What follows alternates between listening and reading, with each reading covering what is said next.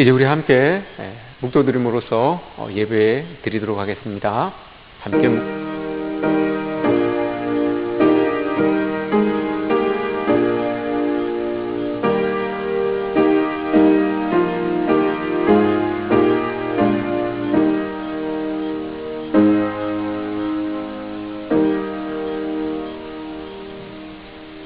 전능하신 아버지 하나님, 은혜를 감사합니다. 우리들을 하나님의 은혜 가운데 지켜주시고 보호하여 주셨다가 하나님 앞에 예배할 수 있게 도와주셔서 감사합니다. 늘 주의 은혜가 있어 우리의 삶이 이루어진다는 것을 알고 또 하나님의 놀라우신 사랑에 감격하여 살아가는 우리의 모습이 있다는 것을 늘 기억하게 하여 주셔서 고맙습니다.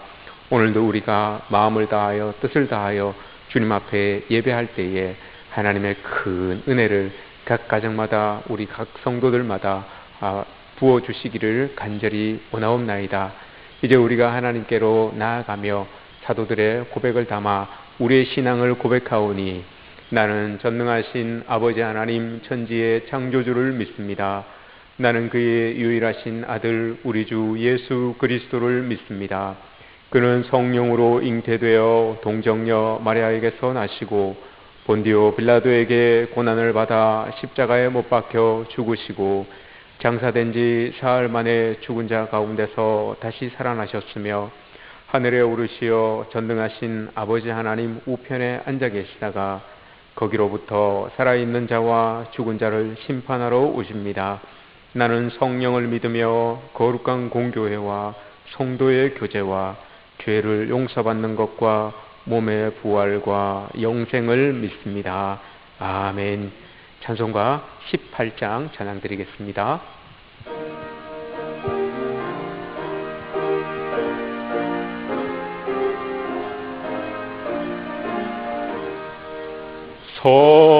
성도들아 찬양하자, 하나님께 찬양하자. 천지 만물 창조하신 그 놀라운 능력을 우리 함께 소리 높여 하나님께 찬양하자. 영원하신 창조주를 우리 모두 찬양하자. 성도들아 감사하자, 하나님께 감사하자. 모든 죄인 구원하신 그 놀라운 은혜를 우리 함께 기뻐하며 하나님께 감사하자. 자비하신 구세주께 우리 모두 감사하자. 성도들아 찬양하자, 하나님께 찬양하자. 하늘나라 영화로운 그 놀라운 영광을 우리 함께 큰 소리로 하나님께 찬양하자. 천국 영광 찬란함을 우리 모두 찬양하자. 아멘. 교동문 127번 사순절 네 번째입니다. 여호와를 자기 하나님으로 삼은 나라 곧 하나님의 기업으로 선택된 백성은 복이 있도다. 여호와께서 하늘에서 구보보사 모든 인생을 살피시며 곧 그가 거하시는 곳에서 세상의 모든 거민들을 굽어 살피시는도다. 그는 그들 모두의 마음을 지으시며 살피시며 그들이 하는 일을 굽어 살피시는 이로다. 많은 군대로 구원 얻은 왕이 없으며 용사가 힘이 세어도 스스로 구원하지 못하는도다. 우리 영혼이 여호와를 바라며 그는 우리의 도움과 방패시로다. 우리 마음이 그를 즐거워하며 우리가 그의 성호를 의지하였기 때문이로다. 여호와여, 우리가 주께 바라는 대로 주의 인자하심을 우리에게 베푸소서. 아멘. 찬송가 419장 찬양 드리겠습니다.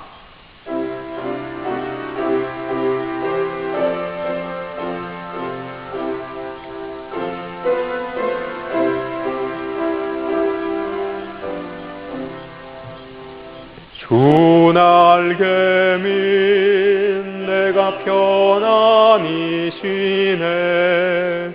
밤 깊고 비바람 불어서도 아버지께서 날 지켜주시니 거기서 평안히 쉬리로다. 주 날개 밑 평안하다. 그 사랑 끈을 잔이뇨. 주 날개 밑 내 쉬는 영혼 영원히 거기서 살리. 주 날개 밑 나의 피난처 되니 거기서 쉬기를 원하노라. 세상이 나를 위로치 못하나 거기서 평화를 누리리라. 주 날개 밑 평안하다. 그 사랑 끈을 잔이뇨. 주 날개 밑 내 쉬는 영혼 영원히 거기서 살리. 주 날개 밑 참된 기쁨이 있네. 고달픈 세상 길 가는 동안 나 거기 숨어 돌보심을 받고 영원한 안식을 얻으리라. 주 날개 밑 평안하다. 그 사랑 끈을 잔이뇨. 주 날개 밑 내 쉬는 영혼 영원히 거기서 살리. 이 시간 김은조 장로님 대표로 기도 인도하시겠습니다.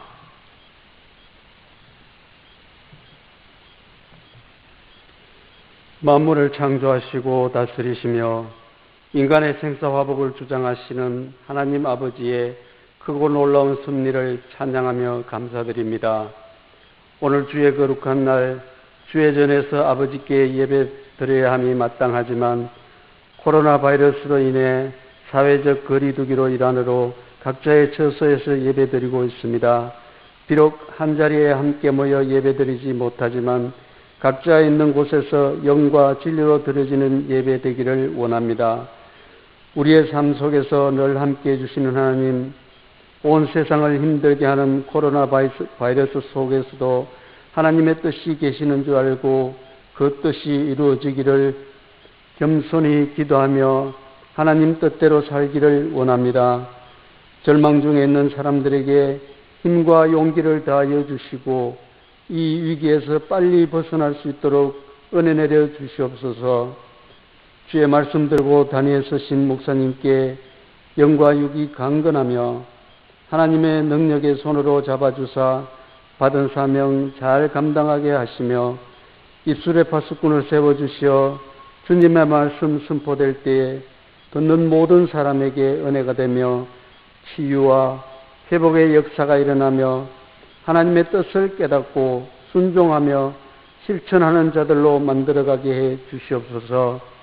이 시간에도 육신의 약함으로 인해 고통받는 형제 자매를 기억하시고 하나님 크신 능력으로 치유되는 역사가 일어나게 해 주시옵소서. 사순절 기간에 주님의 고난을 생각하며 기도와 말씀의 삶을 살아가며 모두가 건강하여 주의 전에 함께 모여 예배드릴 그날을 간절히 소망하며 우리를 위해 십자가 지신 예수님 귀하신 이름으로 기도합니다. 아멘.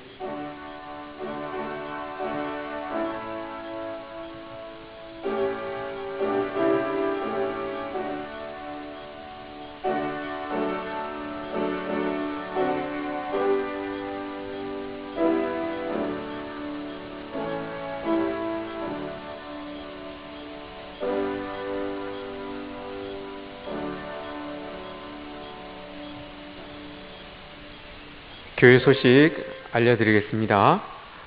사순절 네 번째 주일입니다.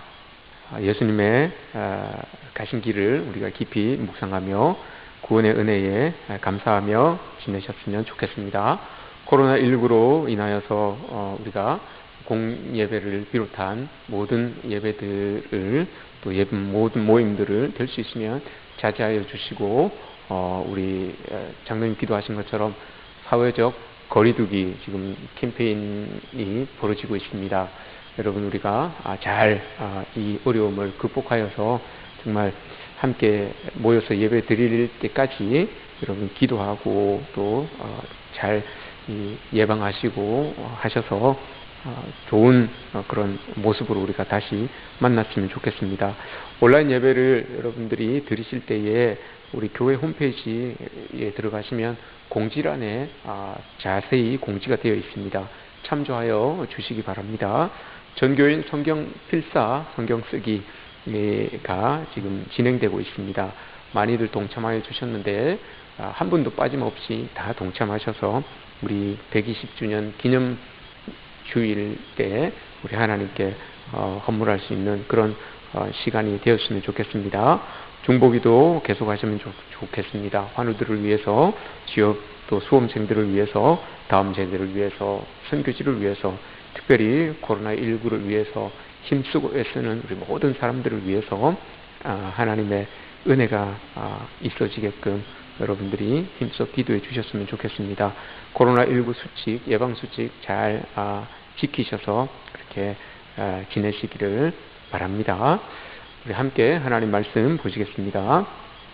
오늘 우리에게 주시는 하나님 말씀은 민수기 14장 11절로 12절 말씀입니다.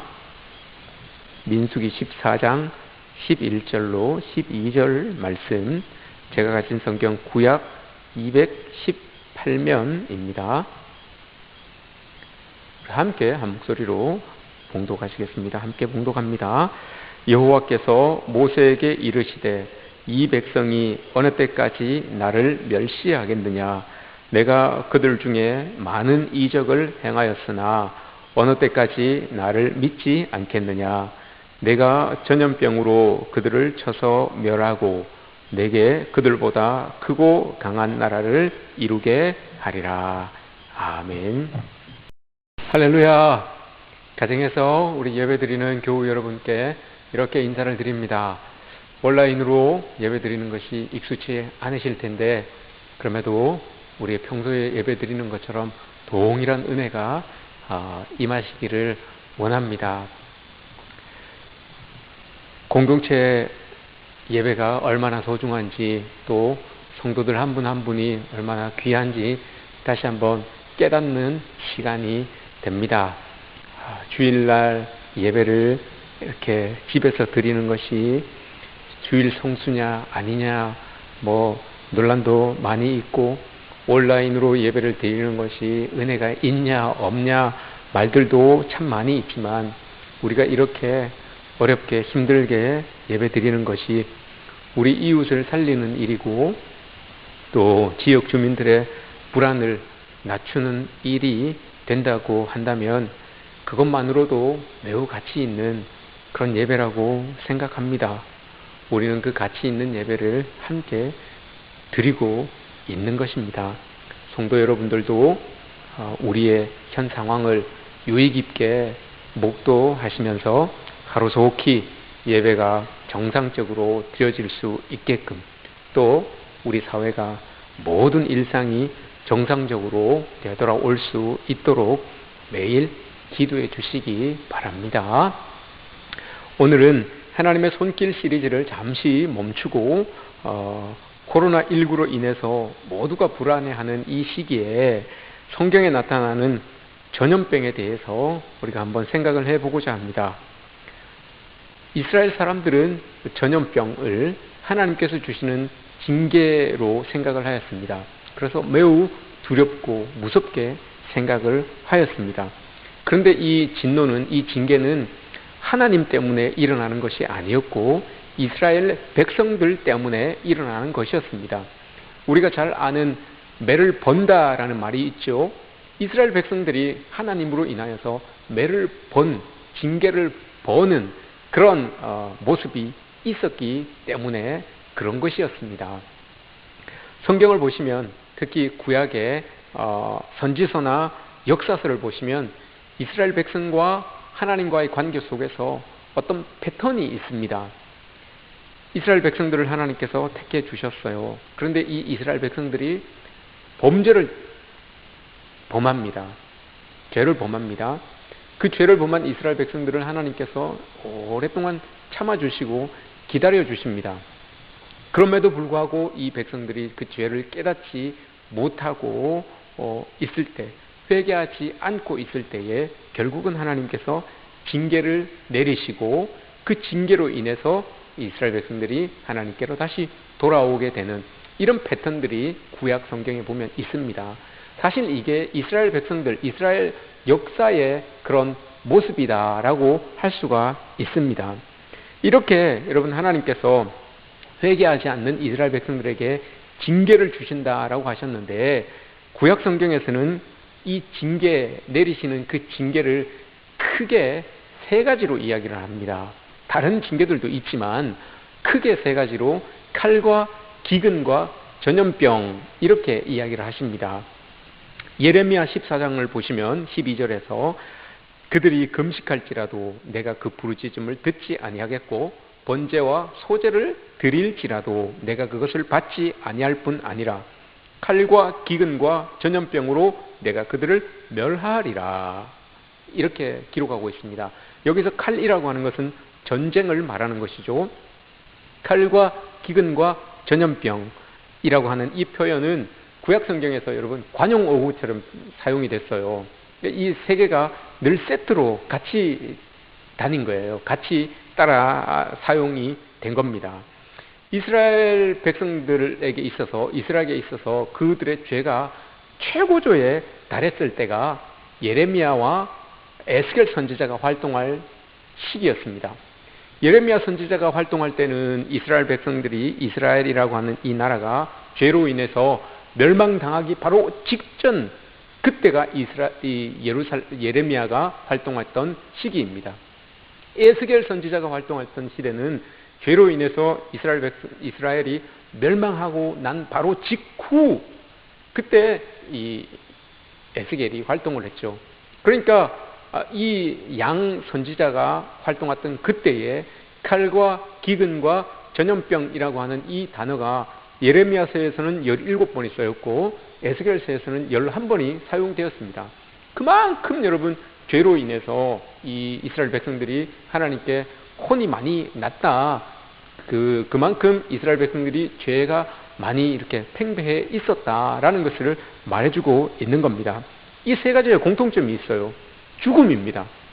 결국은 하나님의 징계로 인하여서 이 심판의 결과가 죽음으로 이어진다는 것을 이야기를 하고 있는 겁니다. 그런데 어떨 때 전쟁을 일으키시고 또 어떨 때 기근을 주시고 어떤 때 전염병을 주시는지 거기에 대해서는 성경에서 자세하게 여러분 언급을 하고 있지 않습니다. 근데 조금 우리가 찾을 수 있는 부분이 그 내용에 대해서 찾을 수 있는 부분이 시편 91편입니다. 5절 6절 말씀에서 제가 한번 읽어드리겠습니다. 너는 밤에 찾아오는 공포와 낮에 날아드는 화살과 어두울 때 퍼지는 전염병과 밝을 때 닥쳐오는 재앙을 두려워하지 아니하리로다. 이 말씀에 의하면 전염병이라고 하는 것은 기근과 전쟁과는 조금 달라서 어두움 가운데서 공포에 찾아오는 밤에 찾아오는 공포와도 같은 것, 모르게 찾아오는 그런 공포와도 같은 것, 어두울 때 쫙 퍼지는 진노다라고 이렇게 기록을 하고 있습니다. 그러니까 좀 다르죠. 방법이 조금 다른데 전염병은 하나님이 심판하실 때 두려움을 쫙 퍼져나가게 하는 그 두려움의 공포, 이런 것들을 주기 위한 진노다라고 이렇게 말씀을 하십니다. 어쨌거나 이스라엘 사람들은 하나님께서 칼과 기근과 전염병을 그 목적과 상황에 따라서 다르게 사용하신다고 그렇게 알고 있었습니다. 하지만 그 세 가지의 동일한 목적은 있어요. 하나의 목적은 있습니다. 그게 뭔가 하면 이스라엘 백성들의 죄에 대한 심판이라고 하는 것, 이 생각은 이스라엘 백성들이 동일하게 가지고 있었던 겁니다. 그러면 여러분, 하나님께서 이 성경에 나오는 하나님의 진노를 볼 때 언제 어떤 때에 전염병이 내려질까를 살펴볼 수 있는 대표적인 본문이 오늘 우리가 읽은 본문입니다. 전쟁과 기근 말고 전염병에 대하여서 우리가 알아볼 수 있는 대표적인 본문이 우리가 읽은 본문입니다. 12절을 보시면 전염병으로 그들을 쳐서 멸하고 내게 그들보다 크고 강한 나라를 이루게 하리라. 그런데 여러분, 이 말씀이 주어진 상황을 잘 보셔야 됩니다. 왜 어떤 상황 속에서 하나님께서 이렇게 전염병을 주셔서 이 이스라엘 백성들을 이렇게 징계하시는지 이 상황을 잘 보셔야 됩니다. 이 상황은 민수기 14장입니다.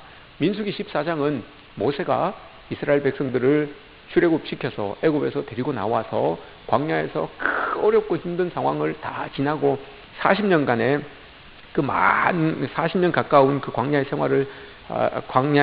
생활을 한 뒤에 하나님께서 약속하신 그 가나안 땅을 여러분 이렇게 눈앞에 두고 있는 그런 상황입니다. 이 민수기 14장은 그 가나안 땅을 앞에 두고 이제 12지파의 그런 정탐꾼들을 보내게 되죠. 가나안 땅에 보내게 됩니다.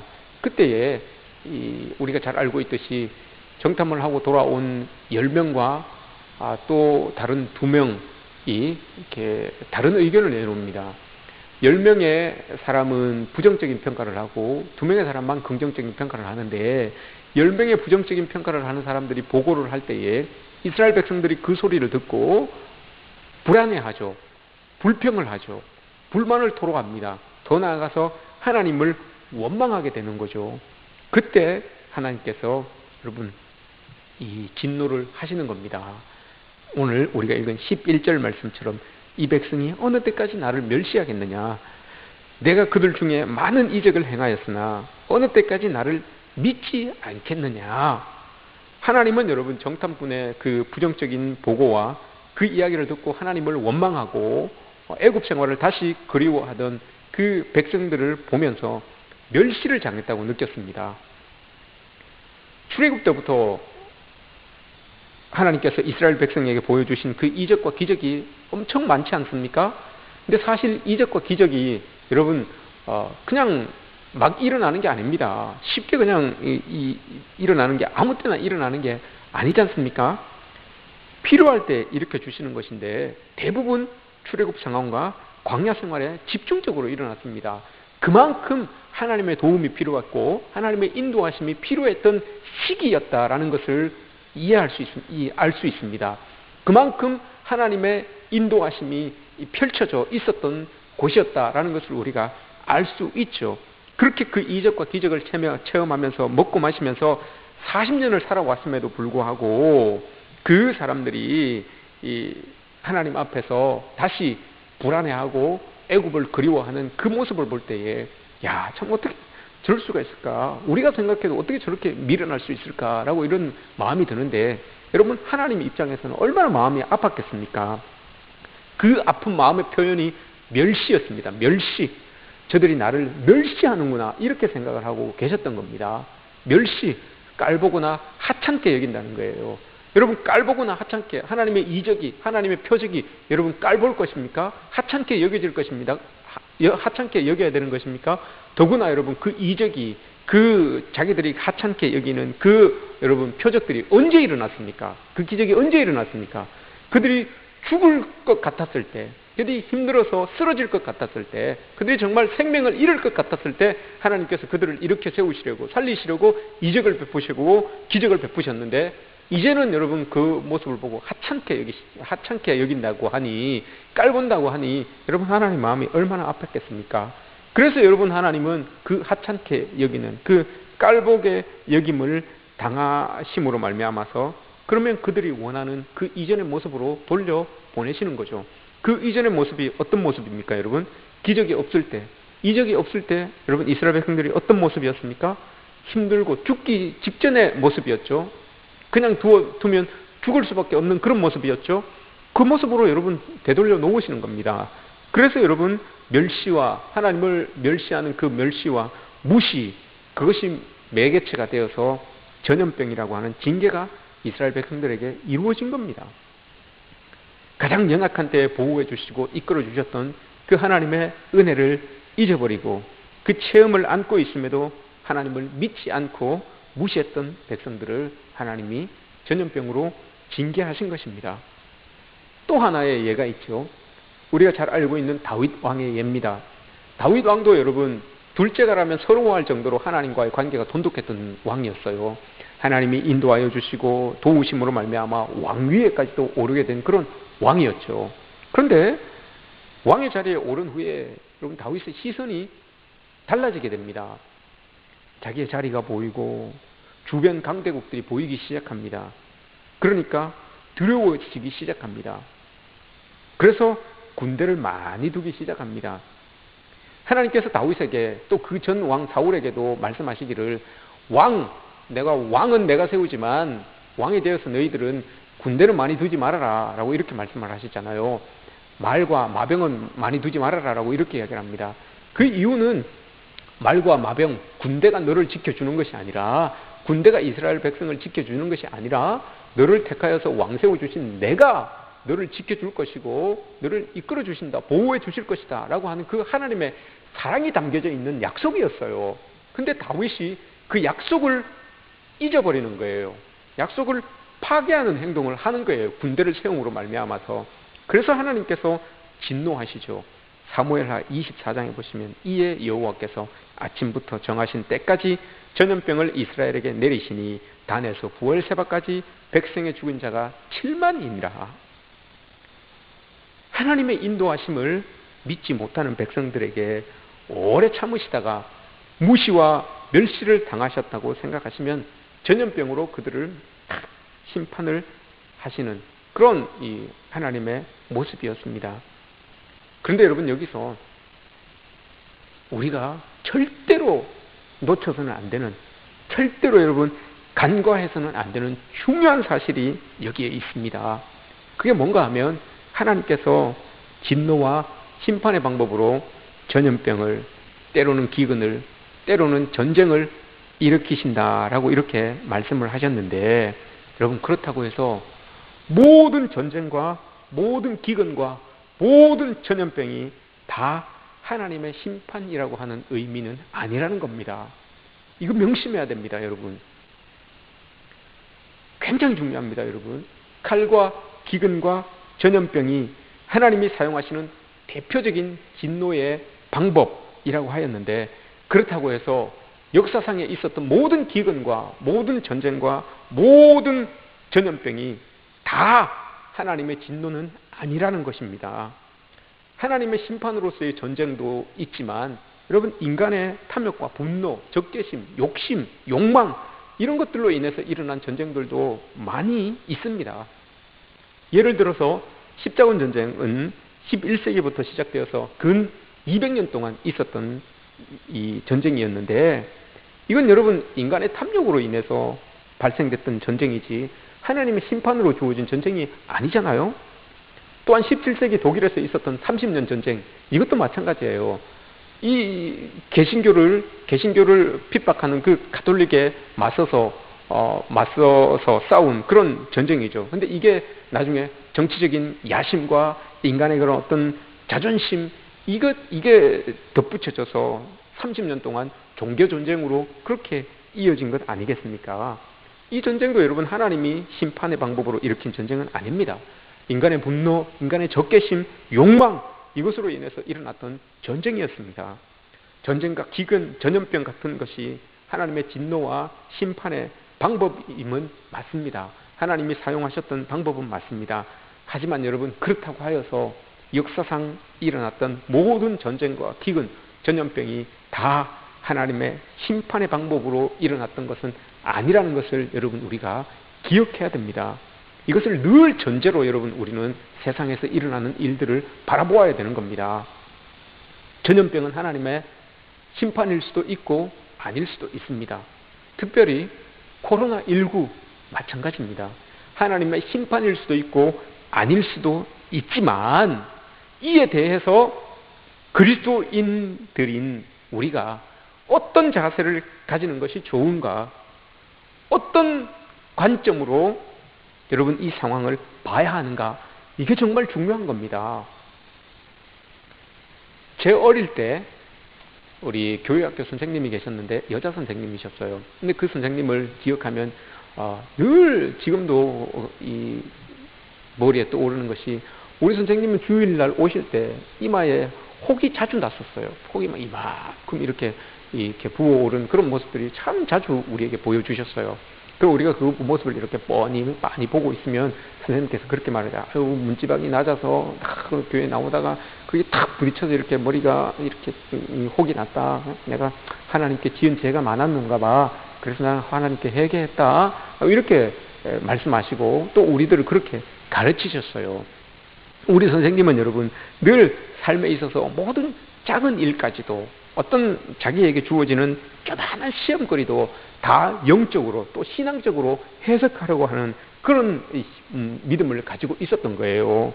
그러시면서 우리에게도 그런 가르침을 가르쳐 주신 것이죠. 근데 저희들은 여러분 그 가르침을 잘 배우지 않았습니다. 왜냐하면 우린 선생님 성격 때문에 자꾸 그게 부딪힌다라고 이렇게 생각을 했어요. 왜냐하면 우리 선생님 참 좋으신 분이었어요. 참 털털하고 이런 분이셨는데 좀 덤벙대셨어요. 좀 덜렁거리셨어요. 그래서 아마 선생님이 나오시다가 부주의해서 이 머리를 탁 부딪혀서 그렇게 혹이 난 것일 거다라고 우리는 이렇게 생각을 했죠. 근데 선생님은 늘 내가 하나님께 죄를 지어서 뭐 잘못한 게 있어서 하나님이 나를 이렇게 혼내신다. 그래서 내가 회개했다라고 이렇게 말씀을 하시는데 우리는 그렇게 받아들이지 않았어요. 우리는 선생님이 부주의해서 그게 탁 부딪혀서 그런 거예요 라고 이렇게 받아들였던 거죠. 나중에 여러분 신학을 공부하면서 세상에서의 모든 그런 어려운 상황들, 또 내가 당하는 힘든 환경들이 다 여러분 하나님의 진노와 심판과 메시지가 있는 것이 아니라는 것을 알았습니다. 나에게 일어나는 모든 일들, 내 상황 속에서 주어지는 모든 일들 가운데 하나님의 메시지가 담겨져 있는 것은 아니다라는 것을 알았습니다. 그럼에도 불구하고 여러분 옛날 선생님이 가르쳐 주셨던 그 가르침이 자꾸 떠오르는 것은 작은 일도 또 작은 상황도 이걸 영적으로 또 신앙적으로 해석하려고 하는 그 자세는 정말 유익하기 때문에 그런 겁니다. 작은 일일지라도 어떤 일들이 나에게 일어났을 때 하나님께서 나에게 이 일을 통해서 무슨 사인을 주시는 건가 라고 하는 나를 향한 해석은 여러분 굉장히 중요합니다. 어떤 일들이 주어졌을 때 나를 향한 해석, 그 일을 통하여서 하나님께서 나를 향하여서 어떤 깨달음을 주실까, 어떤 메시지를 주시는가 라고 하는 나를 향해서 그 일들을 해석해 나아갈 때 그럼 이건 정말 중요한 거예요. 이건 그리스도인들에게 있어서 믿음의 성장과 신앙의 성숙을 이루는 참 중요한 요소 중에 하나라는 것을 여러분 우리가 기억해야 됩니다. 목회를 하는 지금도 여러분 저는 상황에 대한 나를 향한 해석을 계속하고 있어요. 어떤 일들이 주어질 때, 교회에서 어떤 일들이 일어날 때, 우리 성도들 삶 가운데서 어떤 일들이 일어날 때 여러분 그 일들을 통해서 나를 돌아봅니다. 아, 저 일들을 통해서 하나님께서 나에게 주시는 메시지가 뭘까? 내가 하나님께 해결해야 되는 일들이 뭘까라고 이렇게 생각하며 나를 향한 해석으로 자꾸 여러분 저는 신앙적으로 영적으로 해석하려고 그렇게 노력을 합니다. 여기에서 여러분 우리가 하나 잊지 말아야 될 게 있습니다. 이 영적인 해석을 하는데 신앙적인 해석을 하는 데 있어서 조건이 하나 있어요. 이 아주 중요한 조건입니다. 이게 뭔가 하면 여러분 이 영적인 해석, 이 신앙적인 해석은 남에게 잣대를 들이대면 안 된다는 겁니다. 나를 향한 해석이지 남에게 잣대를 들이대서는 절대로 안 됩니다. 더 큰 죄악을 낳게 되는 일이 발생이 됩니다. 언제나 이것은 나를 보는 잣대가 되어야지 되는 것이라는 것을 여러분 기억해야 됩니다. 내가 겪는 힘든 상황에서 하나님이 이 상황에서 나에게 주시는 음성이 무엇일까? 고쳐 나가겠습니다 라고 하는 그런 자세는 너무나 좋은 영적인 또 신앙적인 자세이지만 이것을 남에게 적용하게 되면 또 다른 죄악들이 우리의 삶 가운데서 일어날 수 있다는 것을 명심해야 됩니다. 우리가 코로나19를 볼 때 이런 전제가 분명히 있어야 됩니다. 이 해석은 나를 향한 해석이 되어야 됩니다. 다른 사람들을 향한 잣대가 되어서는 절대로 안 됩니다. 코로나19에 대한 모든 상황이 내가 그동안 지녔던 잘못된 것들, 예컨대 다윗처럼 하나님을 의지하지 아니하고 세상의 힘을 의지하려 했던 것, 이스라엘 백성처럼 하나님보다 애굽을 생각했던 그런 마음들이 나에게 있었다고 하는 것을 고백하면서 하나님 앞에 돌이키려고 하는 마음은 여러분 굉장히 중요한 신앙적인 자세이고 정말 좋은 그런 영적인 모습입니다. 그러나 이 코로나19의 상황을 남들에게 들이대어서 선교사를 쫓아내어서 그렇다, 하나님을 믿지 않아서 그렇다, 예배를 드리지 않아서 그렇다라고 이렇게 그래서 발생이 되었고 그래서 감염이 되었다라고 한다면 또 다른 상처와 또 다른 죄악을 낳게 된다는 것을 기억해야 됩니다. 여러분 우리가 이 코로나19가 하나님의 진노다라고 생각을 한다면 우리는 두 가지 삶의 자세를 하나님 앞에서 되돌아보아야 합니다.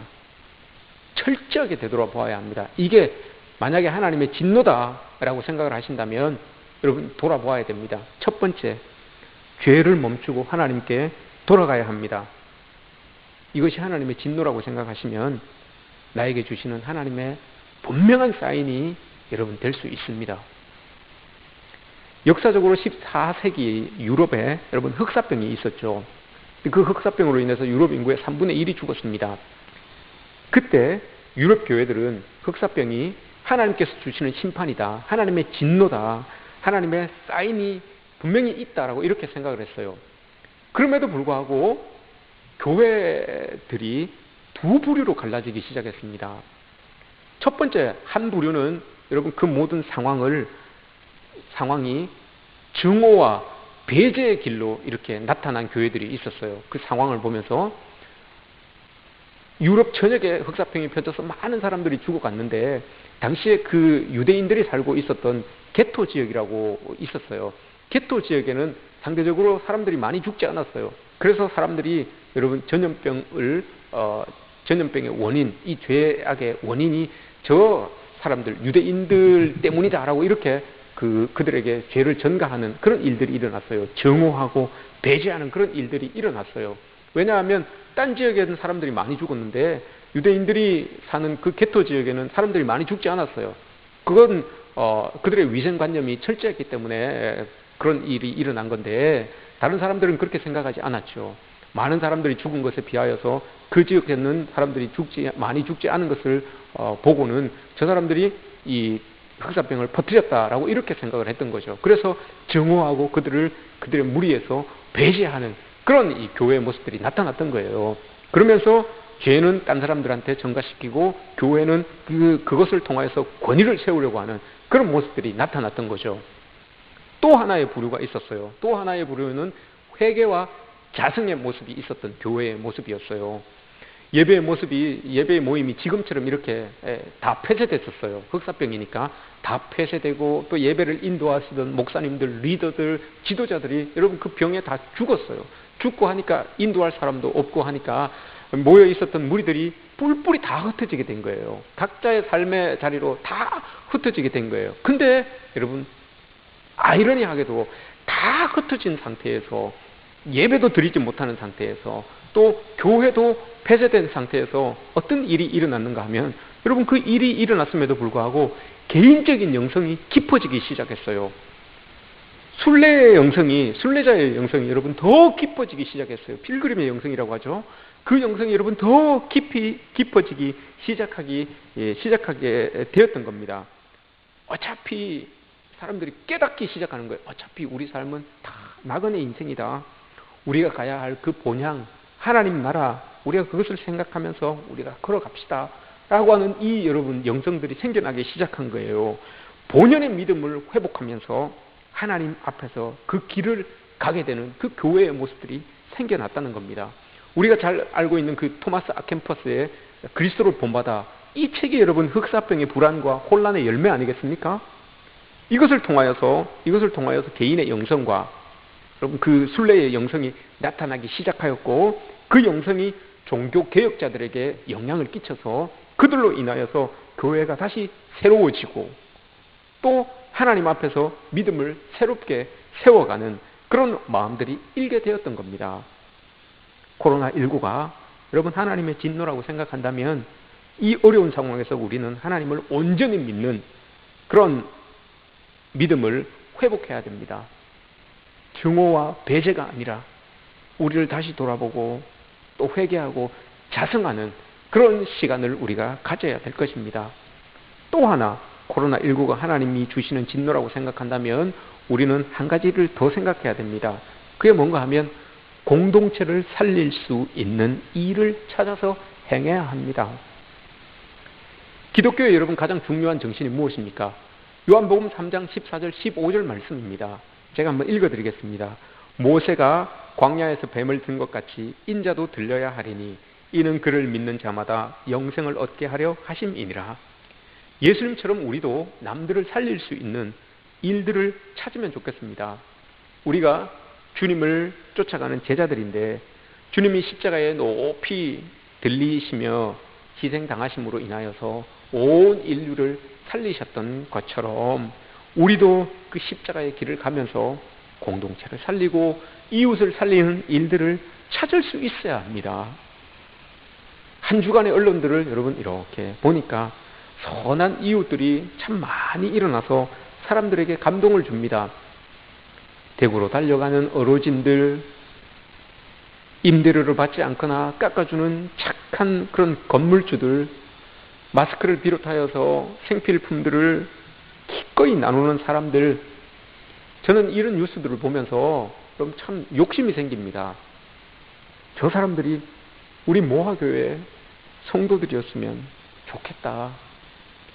우리 교회가 먼저 저 운동을 시작했더라면 참 좋았겠다 라는 생각을 가져봅니다. 아직 늦지 않았습니다, 여러분. 우리 교회 성도들은 왕같은 제사장의 역할을 하는 사람입니다. 제사장이 여러분 누굽니까? 내가 속한 곳에서 동료들을 살리고 가족들을 살려야 하는 사람이 제사장입니다. 하나님과 사람들을 연결해 주어야 되는 사람이 제사장입니다. 여러분, 우리는 그 제사장의 직분을, 사명을 가지고 여러분 살아가는 사람들이라는 것을 기억해야 됩니다. 이 힘들고 불안하고 어려운 때에 우리가 가는 곳에서 왕같은 제사장의 역할을 감당해야 할 것입니다. 그럴 때 그리스도의 가신 길을 우리도 본받아 쫓아가면서 희생하고 낮아지며 또 나눌 때 우리 주변 이웃들의 불안한 마음이 잦아들고 또 다시금 생명을 얻을 수 있게 될 것입니다. 여러분, 우리가 이 어려운 때에 우리의 모습을 다시 한번 돌아보며 자성하고 회개하는 기회로 삼았으면 좋겠습니다. 또한 공동체를 살릴 수 있는, 사람들을 살릴 수 있는 그 방법들을 찾아내어서 행할 수 있는 그런 우리의 모습들이 되었으면 좋겠습니다. 여러분, 하나님께서 우리 교우들을 어디에 있든지 보살펴 주시고 인도해 주실 것입니다. 하나님 은혜 아래 우리가 붙들림 받아서 하나님 의지하고 하나님의 도움으로 날마다의 삶을 살아갈 수 있는 그런 우리의 모습들이 되었으면 좋겠습니다.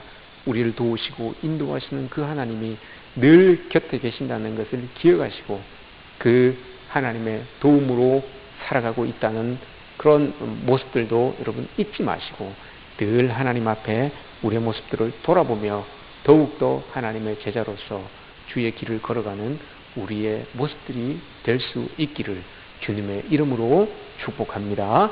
기도하겠습니다. 하나님 감사합니다. 우리를 하나님의 백성으로 불러주시고 여기까지 이끌어 주셔서 감사합니다. 전 세계가 어려운 상황에 처해 있습니다.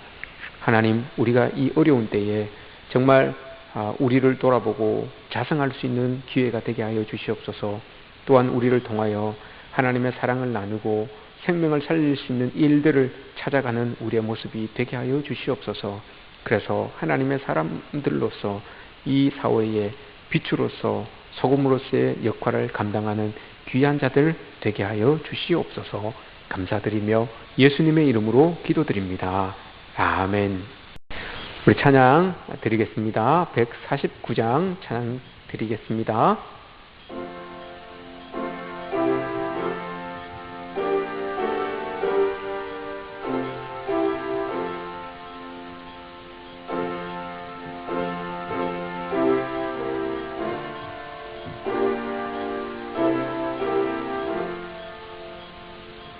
주 달려 죽은 십자가 우리가 생각할 때에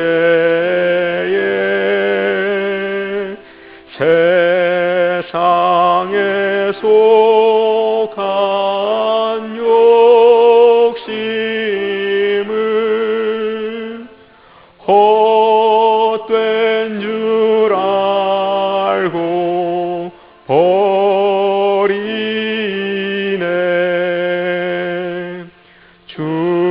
죽으신 구주 밖에는 자랑을 말게 하소서.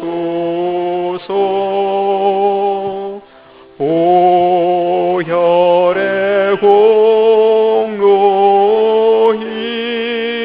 힘입어 교만한 마음을 버리네.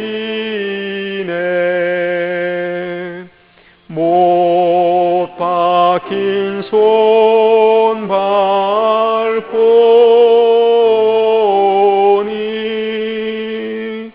큰 자비 나타내셨네.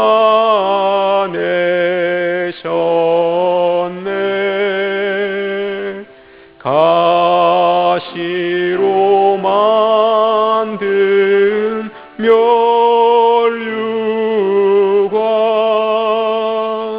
우리를 위해 쓰셨네. 온 세상 만물 가져도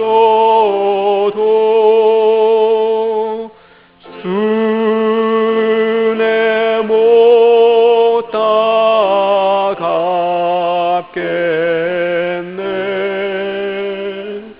놀라운 사랑 받은 나 몸으로 제물 삼겠네. 아멘. 봉헌 기도 드리겠습니다. 하나님 감사합니다. 우리 주의 백성들이 하나님의 은혜를 알고 주의 도우심을 알아 일주일 동안 열심히 살아서 얻게 된 그 예물들을 하나님 앞에 올려드렸습니다.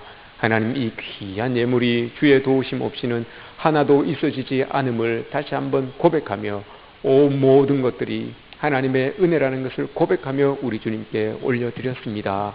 하나님, 이 귀한 예물을 주님께서 받아주시고 예물을 드린 모든 손길들 하나님께서 기억하여 주시기를 원하옵나이다. 저들이 경영하는 일터와 농토, 또 하고자 하는 일들, 자녀들, 가족들 위에 주의 은혜가 덧입혀져서 이 어려운 때에 주의 돌보심과 도움이 늘 함께하는 삶을 살게 하여 주시기를 원하옵나이다. 원하고 바라는 것들을 꼭 이루게 하시고 또 기도의 제목도 하나님 꼭 이룰 수 있도록 도와주시옵소서. 무엇보다도 아버지 하나님, 우리 성도들, 연약한 중에 있는 성도들이 참 많이 있습니다. 육신의 질고 때문에 힘들어하는 우리 성도들이 있는데 하나님 찾아가 주셔서 그들을 어루만져 주시기를 원하옵나이다. 주님의 능력으로 그들을 일으켜 세워주셔서 다시 한번 그들을 통하여 하나님의 살아계심과 역사하심이 나타나게 하여 주시옵소서. 또 살아가야 되는 세상 속에서 하나님의 도우심을 바라며 살아갑니다. 주님 도와주셔서 어렵고 위태한 것들 다 면하게 하시고 주의 장중에 붙들려 살아가는 우리 모든 성도들 되게 하시고 저들 위에 주의 은혜와 축복을 덧입혀 주시옵소서. 감사드리며 예수님의 이름으로 기도드립니다. 아멘. 우리 함께 결단의 찬양 드리겠습니다.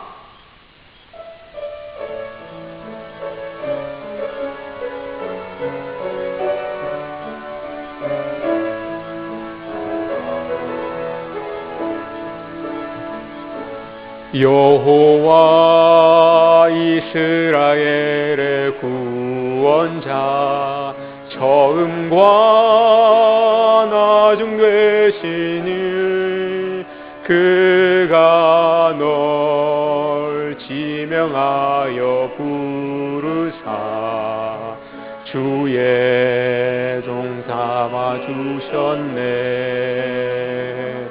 너를 그의 손바닥에 새기사 결코 너를 잊지 않으리. 환난 중에 피난처가 되시며 항상 지켜주시리.